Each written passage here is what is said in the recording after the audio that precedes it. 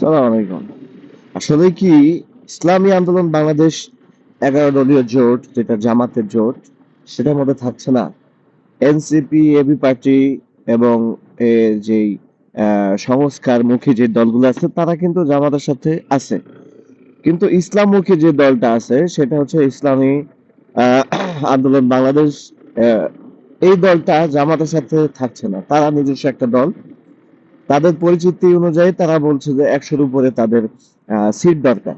সেখানে জামাত, যে হচ্ছে মূল দল বলা যায় এই জোটের, তারা কিন্তু বলছে যে না, তাদেরকে হয়তো 100-র উপরে দেওয়া সম্ভব না।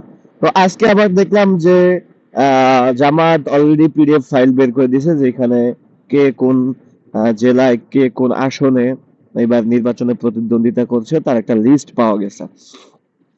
সে লিস্টে ইসলামী আন্দোলন বাংলাদেশের নাম কিন্তু আছে। এবং 11 দলীয় জোটের প্রত্যেকটা ইসের এমপি নির্বাচন পদপ্রার্থীদের নামটা কিন্তু সেখানে আছে। তো এখন দেখি, আমার বিশ্বাস যে তারা আলাদা হবে না। ইসলামী দল, এবং এখন সময়ও নাই, নির্বাচন প্রচারণার ক্ষেত্রেও হেল্প দরকার।